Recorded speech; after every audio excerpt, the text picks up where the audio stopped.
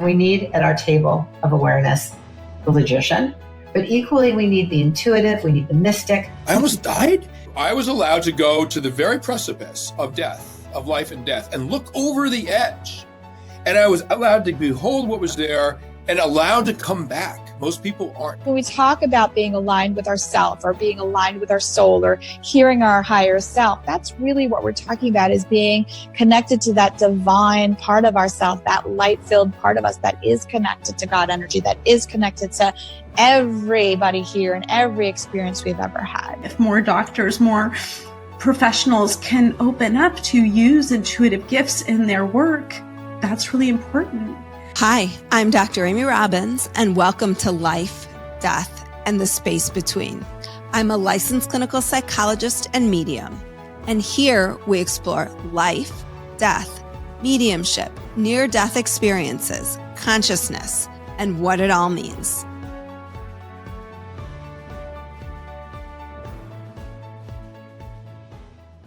When I first heard Brittney Hartley on a podcast back in either August or September, I knew she would be the perfect guest to kick off this season.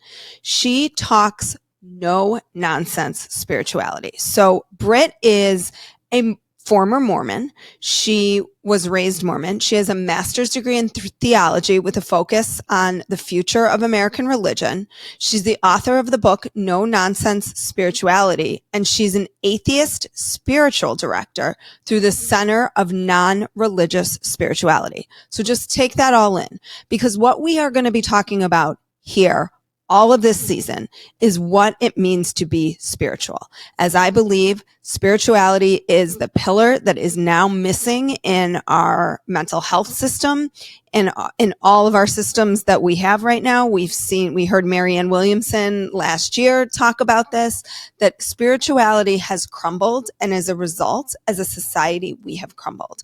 And we are not talking about religion here. We are talking about spirituality, a belief that there is something bigger than just you that exists here, whatever that might be.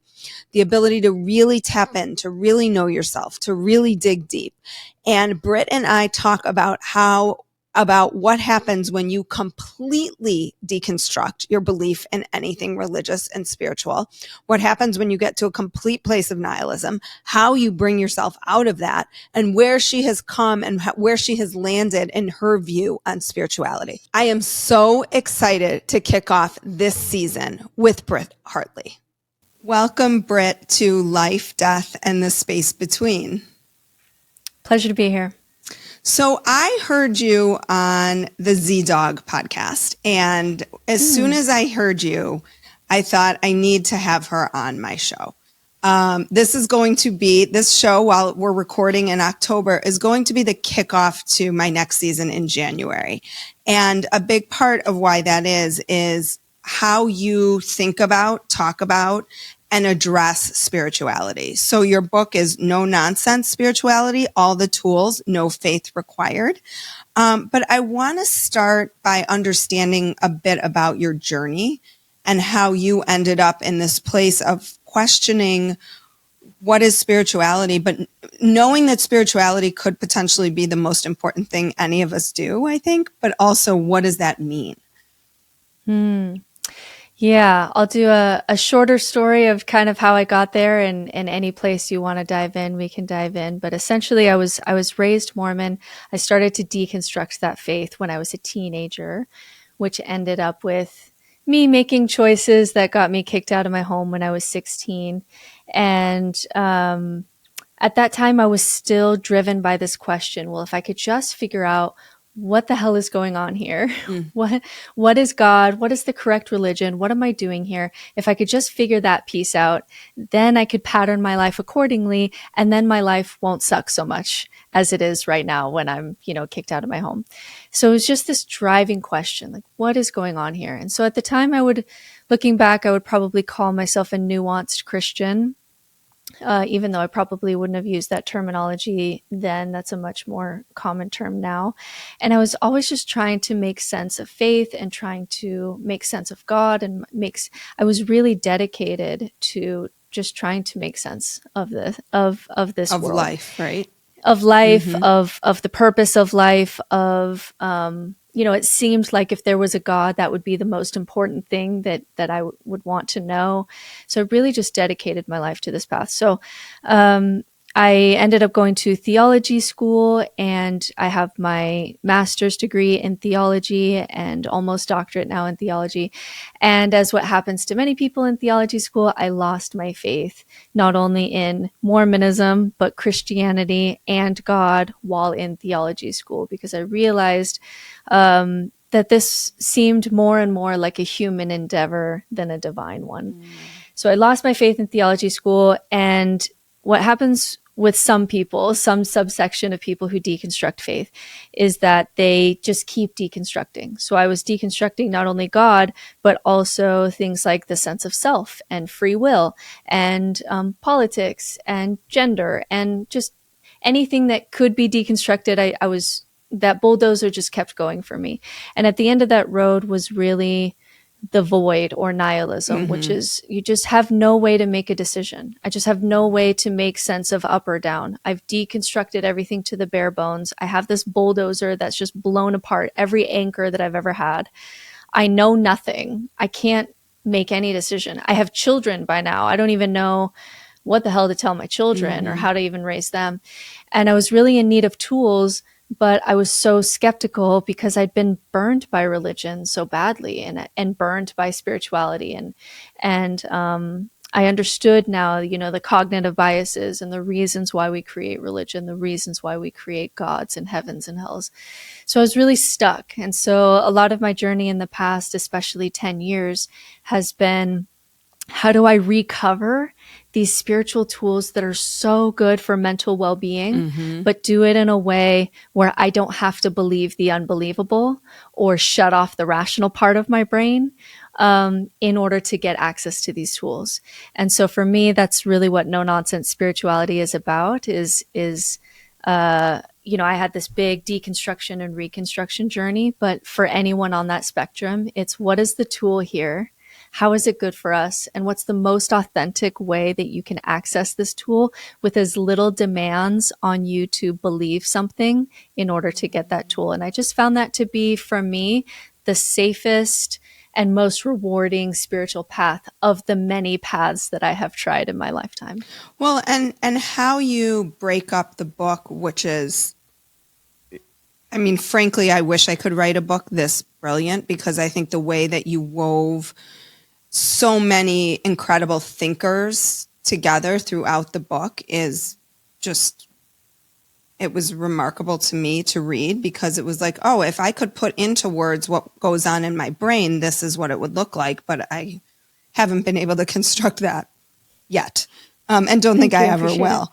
But I have a couple of questions. So when you talk about this path that typically happens in theology school, what happens if people get to that place of complete nihilism and can't recover from it? Yeah, well, a couple of things can happen. So sometimes just the subconscious fear of that place will be enough to drive people back to their religion and kind of double down, right? And so we get that response where you can sense that there's something scary over here. I'm going to have to face death. Maybe my mom isn't in heaven. I'm going to have to face meaninglessness. That feels so scary. So then this must be true. Or I even meet people who say, even if it's not true, I'm going to cling to this because this just feels a lot better than this scary thing over here, where you don't have, beliefs and these comfortable beliefs that make life worth living for you. And I couldn't live with that kind of self-deception. Truth seeking, and not because I'm any better of a person. It's just because of values, and we don't choose our core values. So, but truth seeking has just always been a high core value for me. And so that's just not something that I could do. Whereas people who have a different core value, like one of loyalty, may choose something different. So sometimes we get a double down effect when we sense something scary as we're deconstructing, or at the very worst, when people are in nihilism and don't have any tools to deal with the suffering of life. When when we don't have enough meaning to meet the suffering that we're experiencing, that's when you start talking about suicidality. And that is a very scary part of when you're talking about deconstructing to the bare bones, that if you don't have resources for that place, there's a reason our brains work so hard to not go to that place, to just hold on to simple explanations, to just defend it, to have thought ending cliches. Like there's a reason our brains do that. It's because when we get to the void and have no resources and just all you're doing is just anxiously thinking about death and how life sucks and is meaningless and nobody cares and the universe doesn't care, you're not particularly productive when you're in that place. So brains work very hard not to go to that place.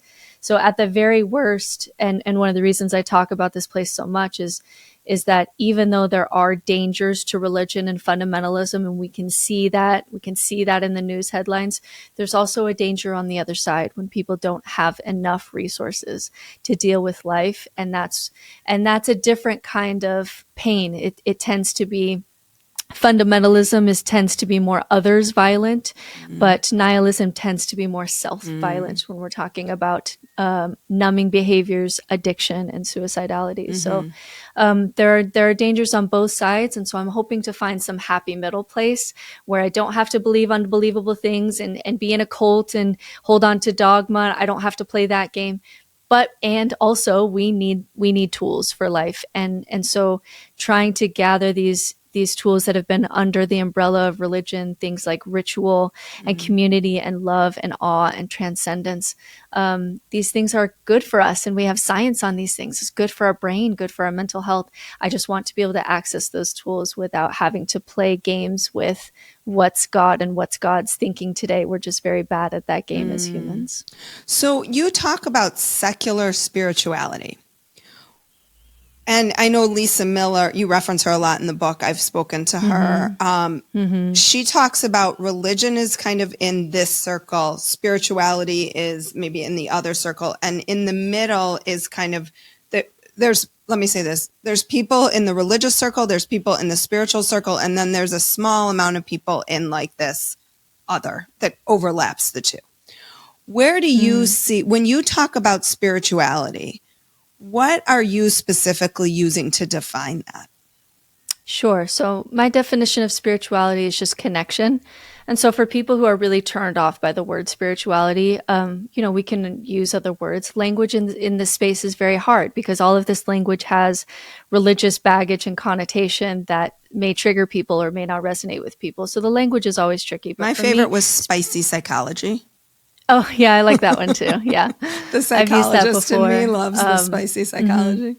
I've heard that especially in the witch space, in kind of the new age space, that the people who are still kind of skeptical or atheist in the kind of new age space will just call it like, hey, these rituals, this is just spicy psychology. Like, we have science for this, guys. This is good for us.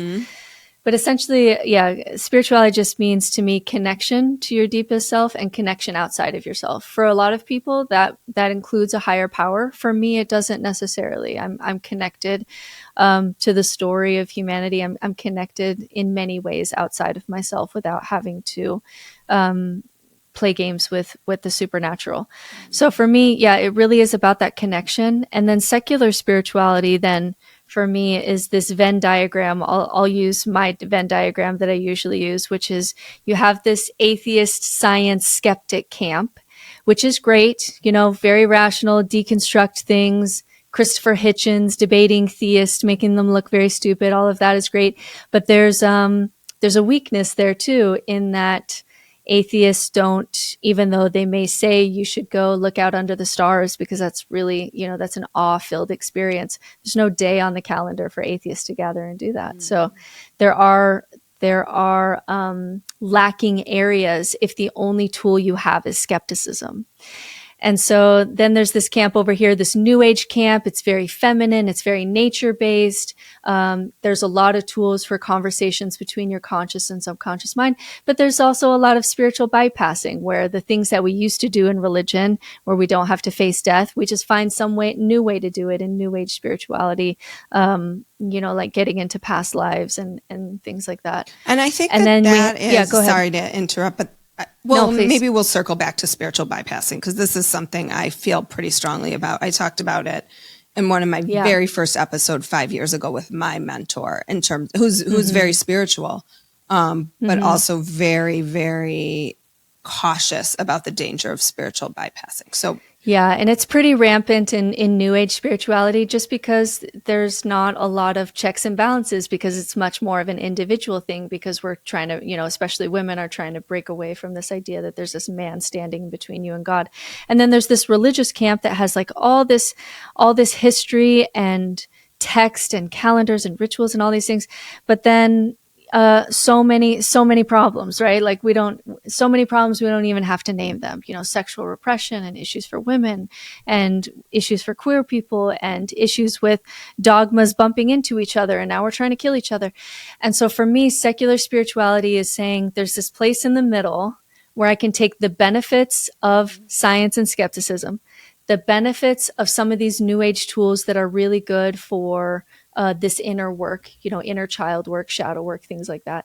And all of the benefits from religion, all of the wisdom that has been contained in the houses of religion for thousands of years. I want to take all that good stuff and in the middle, and also be aware of the downsides of each side. And so for me, that gives me the most tools with the least amount of downside, the least amount of spiritual bypassing, the least amount of dogma, the least amount of culting, the least amount, but also there's a lot of tools that each of those spaces have to offer. So secular spirituality is just, what is the tool? Why is this good for us? Spicy psychology, all of that.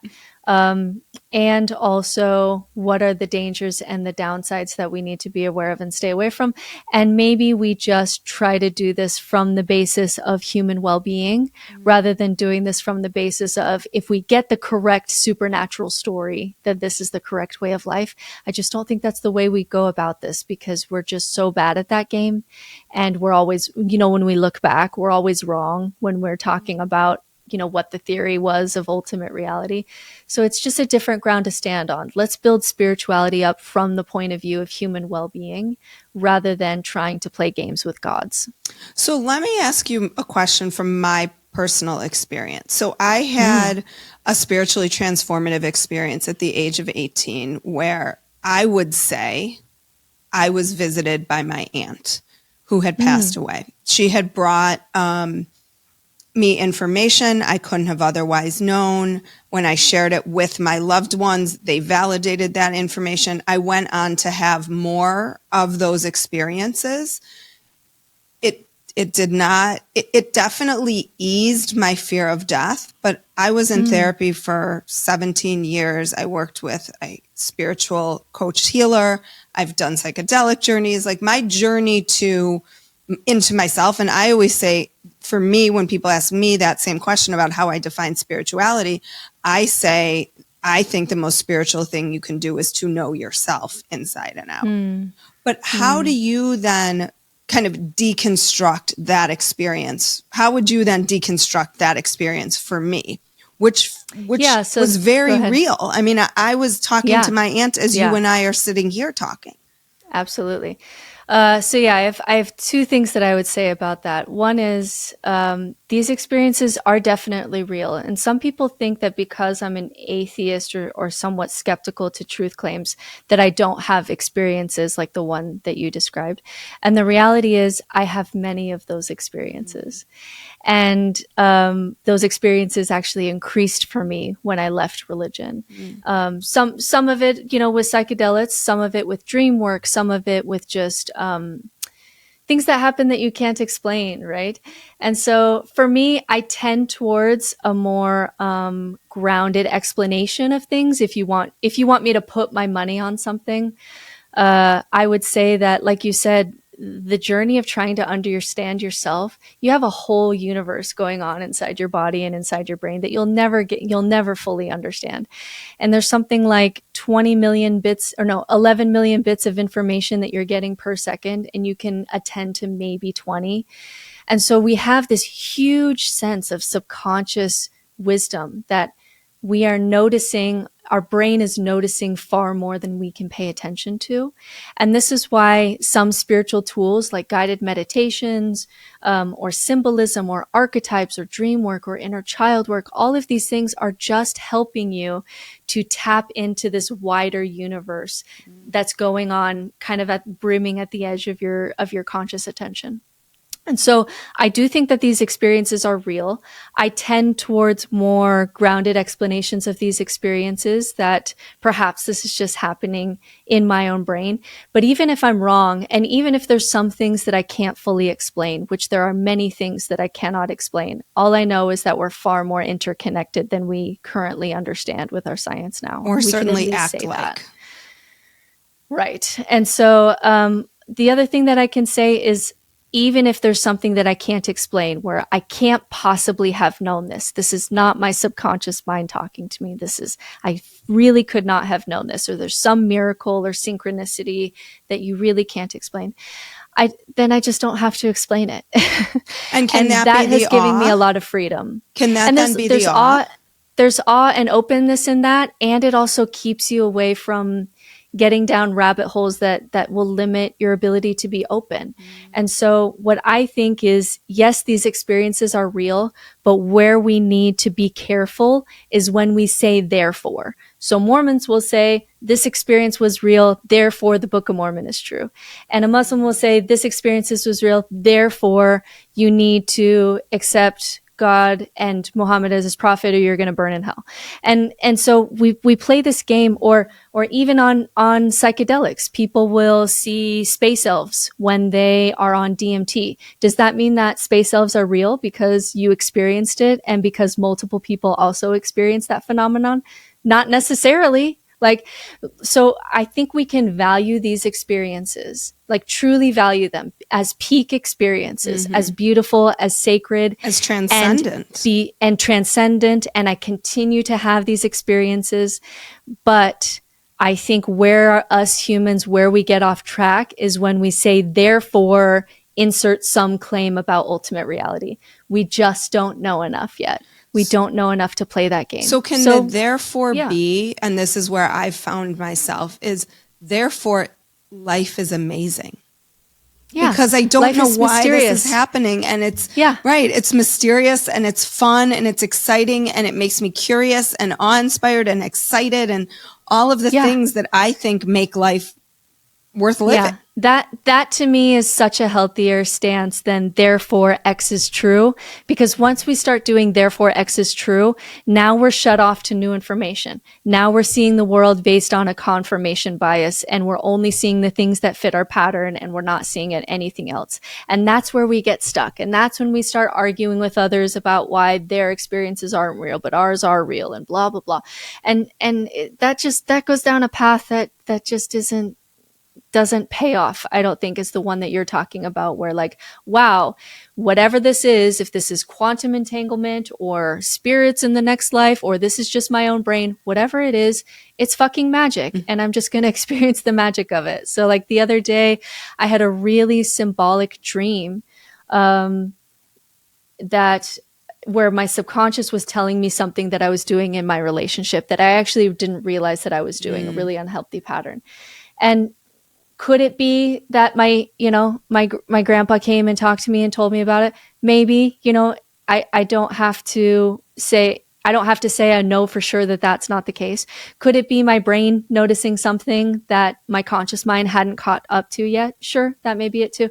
But whatever it was, you can still wake up and say, the fact that my brain can try to talk to me during my dream, that's magic. That's magical. How interesting. I wanted to explore this more. And then you put your dream into ChatGPT and you ask it to do a Jungian analysis. Oh my God. It's so cool, right? It is. It's so fun. I did that once. I was because I'm not a great remember of dreams. And I'm always kind of jealous of my husband and my son, who every morning wake up with these vivid dreams. So I had this vivid dream. And I put it into ChatGPT thinking it's probably going to give me some kind of more generic blanketed, you dreamed of falling off a cliff, so you're anxious about something that's changing for you. Or it was so specific and so dead on to my own personal experience that for a moment I thought, is it in my own head? Yeah. I on TikTok, I think it was a couple weeks ago, I told people to put their dreams into Chat GPT and tell a little bit about your life and ask it to do a Jungian analysis on it. And I had like hundreds of people just say, oh my God, I did it. And it was like so interesting. Right. And so for me, even though like I play in all of these spiritual spaces, I have a mystic teacher who's a Sufi, and I've done all these spiritual paths and I try all these spiritual tools. I want to be able to play in the beauty of it and the magic of it without having to play the therefore game, which eventually gets you stuck into some kind of dogma and some kind of pattern that now you're just seeing the world according to that pattern, and you're missing a lot of the complexity and the beauty. And I don't have to, some people will say, how do you know that there's not a God? And it's like, it's not like I looked in every corner of the universe and I said, well, there's not God. I've looked everywhere. It's more so that, that we can build this from the ground up, and it's healthier for us to do that than trying to play this game. And I don't have to know how many blades of grass there are on the earth. Maybe we never know as humans how many blades of grass there are, but I can know that it's not two. And so I can have some skepticism and I say, I don't think it's that. But that doesn't mean that I know what it is. Like, I don't know what ultimate reality is. I don't make any claims as far as what happens after we die and claims about ultimate reality. I just don't think that we know. So in light of not knowing, let's build tools to build good lives anyway. And that's just been an approach that has paid off for me. Yeah. And speaking of being in someone's head, you've articulated what has been living in my head in a way that I don't feel like I've ever been able to articulate it. And part of why I was so wanting to have you on the show after I heard you on the other podcast, because I felt like everything you were saying, I found myself saying, yes, that is exactly how I think of this. That is exactly how I think of it. And frankly, when I started this podcast, I was very apprehensive to share my own story because I was afraid that people were going to say, well, she's crazy. She had this experience.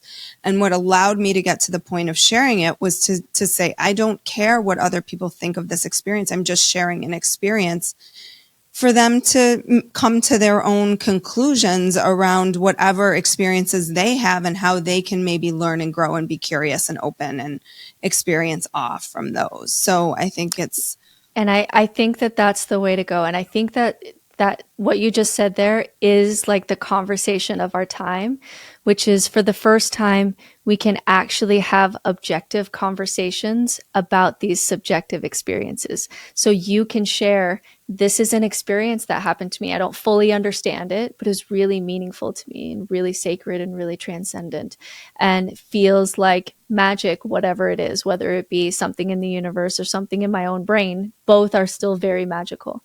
And then someone else can start to share theirs. And then we can start to have objective conversations and take a step back and say, okay, instead of just competing truth claims here and doing the therefore game, maybe we take a step back and say, maybe what's something bigger that could be going on than just my experiences are real and yours are not real, which is how religions tend to do it. For Mormons, they say something like, when you're baptized and you have the correct baptism, that you have the Holy Spirit with you all the time. Whereas other people in their experiences, they're just lesser. They're just not as valid. Like they're not as powerful as the ones that we have. And I just don't think that we have to do that to each other. Like people's spiritual experiences are sacred to them, however they come. And we don't need to downplay others because we're playing a different therefore game. I think that that's where we can start to just be really curious and open and sense in the magic. And I love hearing people's psychedelic journeys, and I love hearing people's dreams, and I love hearing people's spiritual experiences, and I love hearing people's near-death experiences. I'm not closed off to any of it. It's more so that just by not getting caught in the trap of feeling like I have to explain it, then I can just appreciate it for what it is, which is something transcendent and magical that I can try to understand, but ultimately I don't. And so I'm just cautious not to get stuck in that trap. Well, and what do you think then the role of these experiences play in our own transformations, or not sometimes? Yeah, that's a good question. Let me think about that. So, yeah, peak experiences, the ones where you feel a sense of oneness and you, for a second, you just kind of transcend your usual neurotic brain that has a negativity bias and is self-obsessed and how do I And look very and how do I appear? loud, very, very And loud. very loud and very annoying and very negative, right? We have this user default mode of the brain that we can transcend out of. Go ahead. Do you think that there is a way to actually see that without having a psychedelic experience? Because in the almost 20 years that I've been doing psychotherapy, I don't think I fully understood the role that the ego plays until I had a mushroom journey and was able to watch my ego it was more come back online than it was go offline. That when it came back online, I felt like I was like, just shut up. Like, shut up. You are so loud. It's so annoying, It is right? You're so self-obsessed and so negative. Yes, and so it is petty so annoying. And ugh. it comes back like stronger than it left. I'm like, I still know you're there. I get you. I see you. I hear you. But like, so for me, I know. So for me, I did have that experience before I started doing psychedelics. So psychedelics for me is a more recent journey within the past maybe 4 years. Same for me.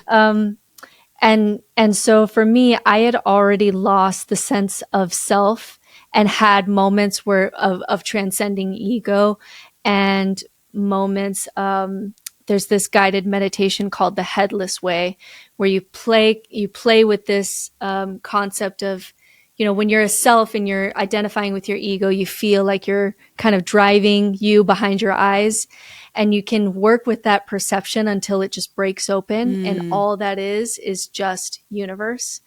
And so for 4 days, I think if I raised my hand, I would say, there's a hand instead of that's my hand. Like, it was really like I'd really disoriented. Yeah. So for me, philosophy and guided meditations, and thinking about these things and having some of these experiences, I had done that without psychedelics, because anywhere that you can go on drugs, you can also go sober. Yeah. The great thing about psychedelics, though, is instead of having a meditation practice for 10 years, or studying philosophy in college for a long time, you can just eat a mushroom and you're going to go somewhere.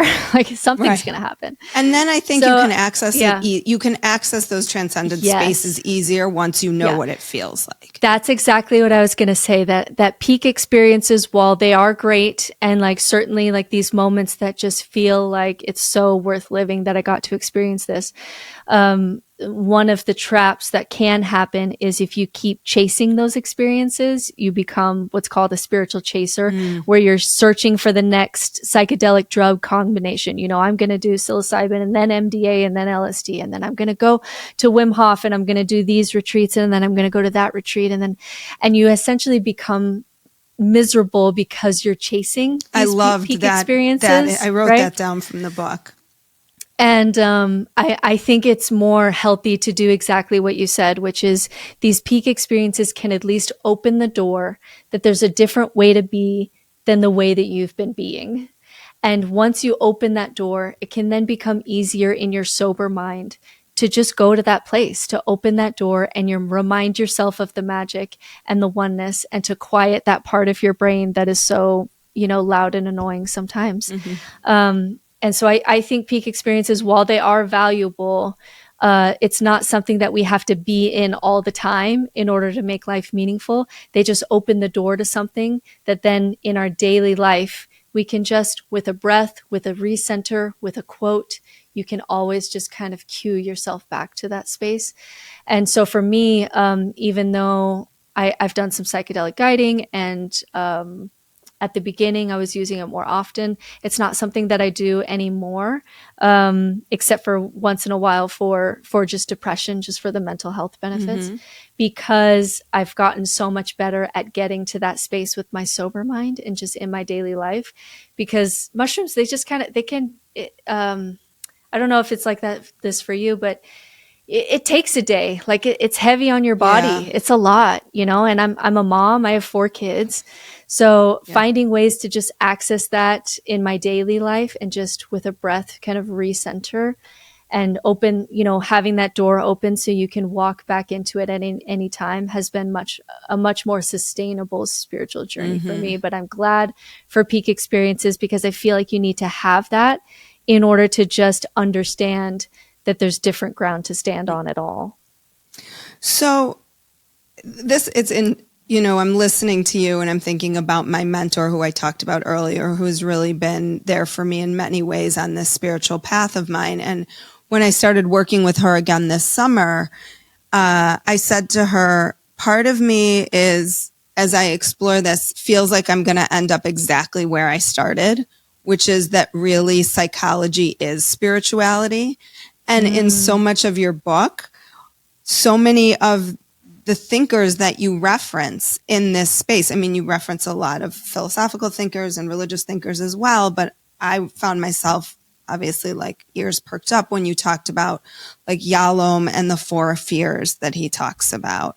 A lot of the Jungian work, which I feel like got, really kind of quieted because he was a disciple of Freud and Freud's work became kind of the front and center. But I wonder how much, and I wish Jung's work had been more highlighted while I was in graduate school, because for me, that really seems to speak more to the human experience in those four fears you talk about, Yalom. And I love some of his books, all of his books, but I haven't read all of them. Yeah. And I hope that gap that you're talking about is eventually filled from the psychology and psychiatry side, because of, the 1800s and Freud, and there was this sense that just spirituality is woo. And it's not science, and so it's not a part of this. And the effects of that decision still affects therapy and psychology today. And one of the reasons that I have a job at all in coaching is not because I claim to be a therapist, and I'm very specific on, I had a spiritual direction program that was 2 years on top of my master's degree. I'm very specific that these are the things that I have education to speak on. And, sex therapy, it's outside my scope. It's not, you need to go see someone else for that. But one of the reasons that I have a job at all is because so many people have tried going to their therapist because they want to talk about these deeper philosophical issues of just like, what is the fucking point? Like, what is the meaning of life? And what can I do that can just increase, my ability to just want to stay alive, because so many people struggle in this space of meaninglessness and facing death and feeling alone and not knowing what to do. And therapy still sometimes can just be really surface level. Like, let's check in with how you're sleeping and let's check in with your coping mechanisms. Are your coping mechanisms for your anxiety good? And it's like, that didn't help me. Like, I saw therapists when I was at my worst, when I was in the void and nihilism, and not a single one. And I'm sure there are many, but in my experience, there wasn't therapists that would go to that spiritual space of like meaning, right?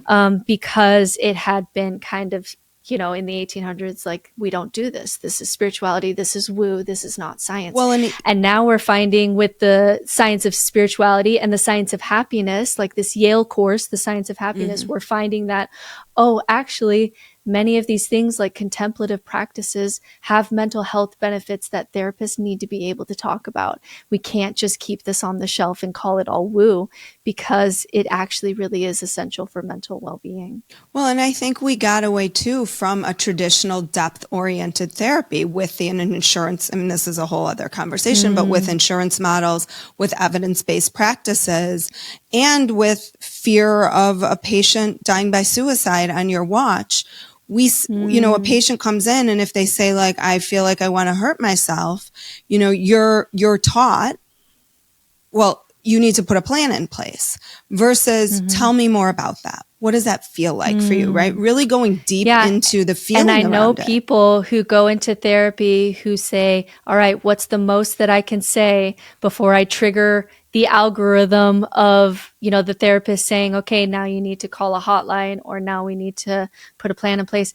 And so then people can't actually talk about their experience, that I don't have enough meaning in my life to be able to live, and I need to talk about it. And because there's certain key words there that the therapist is listening for in order to have this flow chart of what they need to do, then they actually never get to honestly wrestle with some of these issues. And so it's one of the reasons that I have a job at all, is because there's a tiny little space there where I have enough education to be able to speak to, while a lot of the other therapy I'm very clear that I can't do.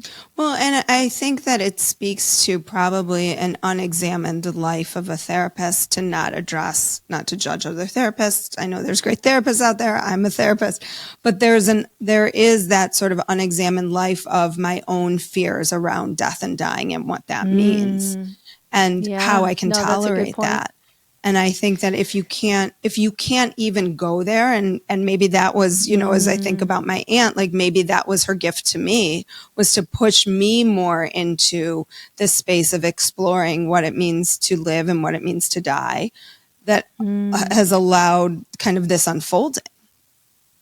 Yeah, and especially even like these philosophical questions, to be or not to be. This is like an ancient philosophical question. If you never had, and I've gotten to the point where I'm now training therapists on what to do with their nihilistic clients, because if you've never had kind of a philosophy kind of course to part of your therapy, then, and you have not gone there personally, then you're in no way to meet someone who is stuck in that kind of space. And there is a gap there, that I hope that, over time, that as we individually do this work and as we break down some of the biases from the past, that talking about ritual and community and love and awe and transcendence and psychedelics and meaning and purpose and all these things will become a normal part of therapy, because it's the deeper root of what's going on.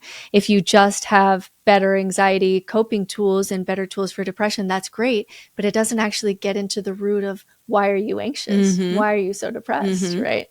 And that sometimes requires a much deeper understanding, either personally or academically, or usually both. Well, and I wonder, I graduated almost 20 years ago from graduate school. Only because I started when I was like 10. But we learned about spiritual emergence and spiritual emergencies. And I don't know how much that's talked about, but that oftentimes these experiences of depression and anxiety are really calls for your soul. They're really these calls for spiritual emergence. And how are you going to emerge from them? And absolutely. And I think many therapists treat them as just psychiatric emergencies that need to be medicated, CBT, address your thoughts to change your behaviors, like out, rather than exactly what you're saying is digging into these deeper issues.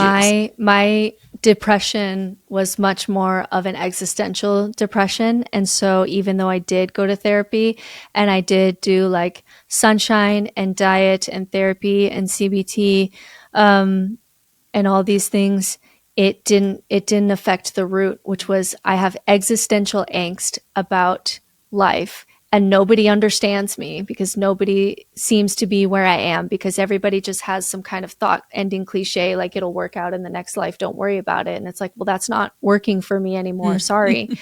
And it wasn't until I was able to speak to people, either in the mystic space or spiritual space or even philosophy space, where I was able to actually fully verbalize those thoughts without feeling like they were going to send me to the mental institution if I said the wrong thing, that I was able to process these thoughts and also find shifts and new ground and new ways to think about things.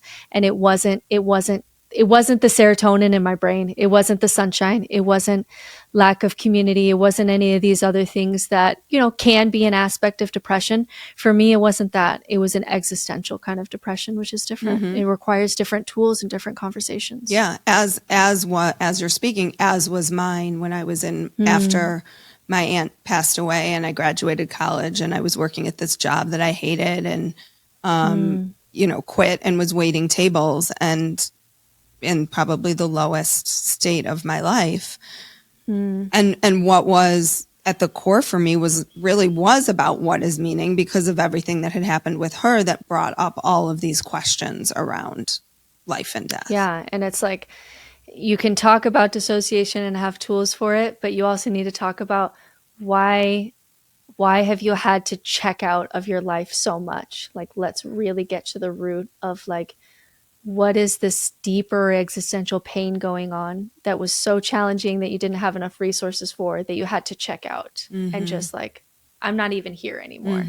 And that to me is fundamentally different than take this pill and go take a walk in the sunshine. Right. Like, that wasn't enough for me. I needed to talk about it. Let's talk a little bit, if you can, about, or let's kind of go a little bit more deeply into this concept of spiritual bypassing.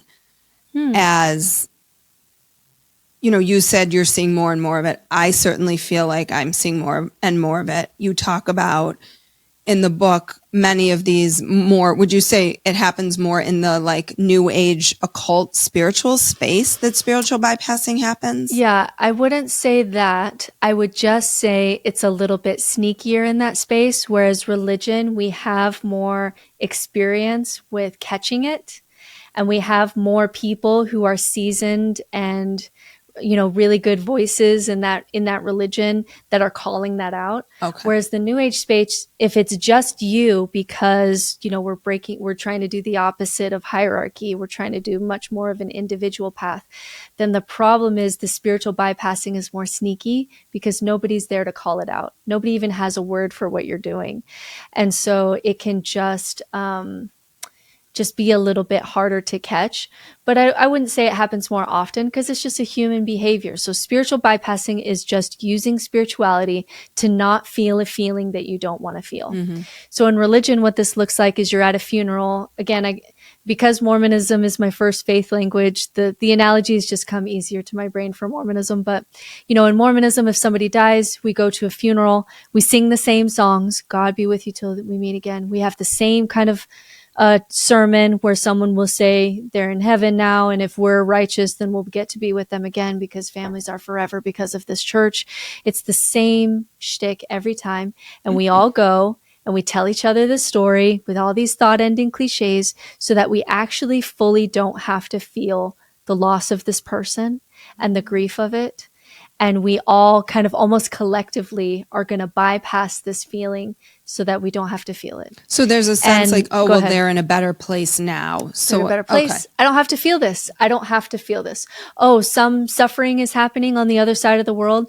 Some kid died in some awful situation where they were abused and tortured to death. They're with Jesus now. I don't have to feel any of that because they're with Jesus now. And this is the story that I tell myself. And this is spiritual bypassing. And even if there is an afterlife, or even if there is these things, we still have to actually go through the process of feeling our feelings and feeling grief that this shouldn't have happened to this child. This should not be happening in this world. Or I'm sad and I'm really going to miss this person. I know so many people who come to me now for coaching who, you know, they're deconstructing, they're doing okay. And then they realize, oh, my dad that I went to a funeral for 15 years ago, I never actually grieved him because I had all these spiritual bypassing things that were going on. And now I have to feel this, that my dad may be gone and I really miss him. And there were things that I wish I would have said or done or whatever the feelings are.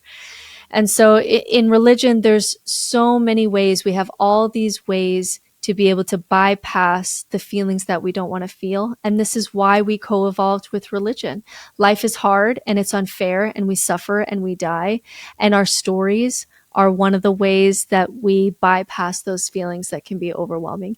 And then we do the same thing in New Age spirituality. We'll go over there and we'll say, you know, we'll get into near-death experiences, and that'll be our new way to not have to face mortality. And we'll talk about past lives and future lives, and we'll talk about mediumship and going to a medium and saying, oh, well, I connected with my dead mother, so now I don't have to feel grief because she's not really dead.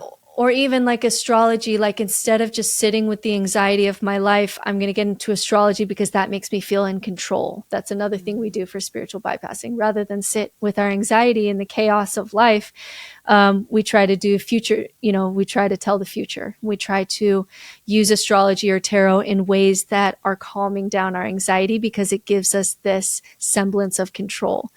And so really, one of the reasons why I'll never, I think, be a big name or a big voice or make as much money as I could is because there are many people in religion or New Age who will say, here's the answer, and this will make you feel better, and you're special, and you're, there are many ways in religion and in the New Age spirituality space where you're special and you don't have to think about death and you have control and all these things that we wish for, right? And if I went on TikTok tomorrow and said, I've started some kind of psychedelics cult and I'll teach you the true tarot, the ancient wisdom that has been lost, whatever, whatever it you'll is that I want to find claim. true love, your twin And you'll flame. find self-acceptance, and you'll go on to a better, there's all these things that you can promise, and people pay a lot of money for this because oh my God, that sounds great. That sounds fantastic. And what I'm selling is much harder. And I'm selling a tough pill, which is actually, let's face death. Let's sit with it. Actually, let's face your anxiety about the chaos of life and how we don't know what's going to happen. And we essentially learn how to make peace. We make an eye in the storm by actually facing these things head on and getting resources to facing them head on rather than bypassing it. And is it harder? Yeah, it's harder, but it's also more sustainable because I don't need a specific story and I don't need to gaslight myself in order to make life work for me. People can die and bad things can happen and I can be anxious and I can have all these feelings, and I've built a life that can withstand that. And that feels a lot more sustainable than having to continually, I remember trying to make stories work. It takes a lot of mental gymnastics to do. And there's a lot of freedom in not having to do that and building a life that can stand up to the harsh truths of reality. But it's a harder pill to sell. It is harder. It's like when people start with me and they're like, how long am I going to be here? And my response is, no one ever likes my answer to that question, which is, I don't know. However long it takes. Here. Right. And then when people ask me like, how long have I been seeing people? And I've been in practice almost 15 years. And I have some people I've been seeing almost 15 years. They can't believe that's the answer I give. And it's like, but that's the deep work of being human. You sound very much like a therapist, by the way. As not a therapist, I take that as a high compliment. I would say, but even me, I'm deep, very, what's the word I'm looking for? A very deep, integrated therapist. I appreciate that. But even for me too. So my mystic teacher I met in college, he was a professor of mine, and he's an ordained Sufi, which is the mystic branch of Islam. And I have been seeing him for spiritual direction now for 20 years. I met him when I was 17. And I, sometimes it's just once a year or whatever. But it's been a long form conversation of help me see my blind spots, or I seem to be stuck here, or can we talk about this?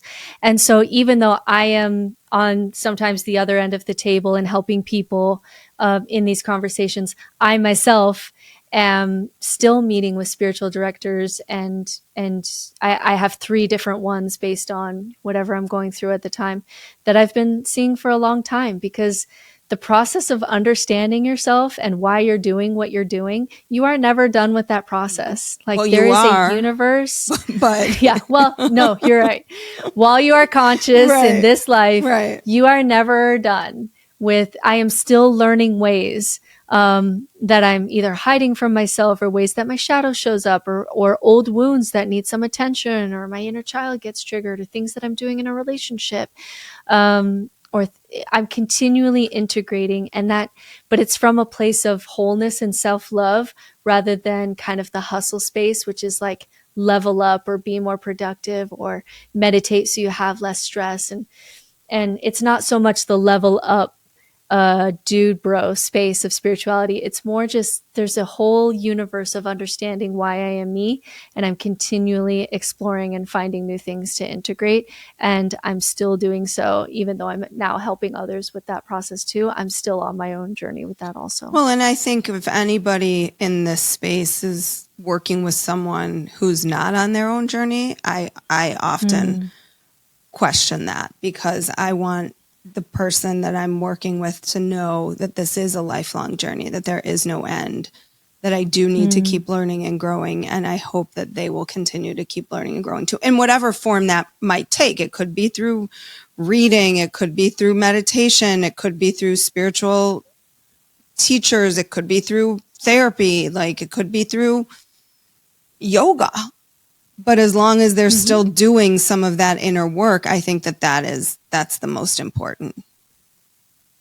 Yeah, and I do think one of the benefits of doing this through the spiritual direction path rather than therapist is because I do have a little bit more room as far as like therapist client, maybe ethical concerns or at least the profession itself. I have a little bit more room where like I'm on this journey too, and we can kind of hold hands, and I can share a little bit more of myself in ways that are helpful or ethical. So I sometimes have a little bit more room to express that like, hey, what you're dealing with, like I'm dealing with too, and this is helping me. And it's much more of a hand holding space to just like wherever your spiritual journey is calling you. It's just my job to hold your hand and offer any resources or warnings based on where we are on this path that I see in my experience. And then it's just much more of an intimate space. And so I enjoy being able to do that from this very human intimate space, rather than I'm behind a table and I have the answers and I'm going to tell you what to do. Which certainly not all therapists are doing, and therapy is just getting better and better as it's integrating more and more. But I do know some therapists who do just kind of sit behind a desk and I'll tell you what's, let me bequeath my wisdom unto you. And I definitely prefer the more intimate. We're both human here, and let's see if we can make sense of this together. Well, Britt, this was just as an amazing conversation as I had anticipated it being. If people want to find you and your work, where can they do that? Sounds like you're on TikTok a lot. I'm not on TikTok, so. Yeah, I am on TikTok. I'm too old for TikTok, but I did join TikTok, so I put some things there. But I'm just No Nonsense Spirituality everywhere. That's the name of my book and my website, and that's what I go by on social media. I'm also on Instagram, and I have a new YouTube channel called No Nonsense Spirituality. And then on my website, my coaching does fill up pretty quick, and so often I can't meet with as many people as I would like to, which is why I do put a lot of emphasis on my courses, because a lot of the things that I do with people, I'll do, over and over with people. Things like, facing death. I have a course on that, and I have a course on nihilism and religious deconstruction and spiritual reconstruction and feminist spirituality. So a lot of the things that I do often with people, I put all the resources into a course that you'd be able to do kind of on your own time.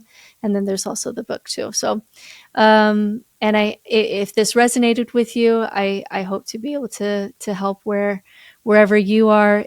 It's my own meaning and purpose in life now to help others in places where I previously got stuck. And that just gives me a lot of joy. Well, thank you so much for this really incredible conversation, and the perfect conversation, I think, to kick off my 6th season around spirituality in terms of in what I believe is probably our most important mental health tool. So congratulations on 5 seasons and the starting of season 6. And I can't wait to see where it goes from here. These conversations are what we're all needing. We're so hungry and we're so longing. And it's become this thing on social media almost where we almost laugh at how kind of suicidal and burned out we all are. And these conversations are the ones that need to happen for what's going on today. So good luck in the new season. And it's been a pleasure to be here. Thank you. Like what you heard today and want to hear more? Wondering what comes next and what it all means? Head over to Apple Podcast, Spotify, Stitcher, Google Play, or anywhere you get your podcasts and hit subscribe. Also, if you could take a minute to rate and review my podcast, I would really appreciate it.